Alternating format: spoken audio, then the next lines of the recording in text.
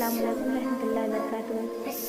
प्यारे इस्लामी भाई और बहनों, क्या आप जानते हैं कि आदम अलैहिस्सलाम का कालिब किसने बनाया? वो तो आपको भी पता होगा कि आदम अलैहिस्सलाम का कालिब अल्लाह रब्बुल इज्जत ने अपने दस्त अक़दस से बनाया है।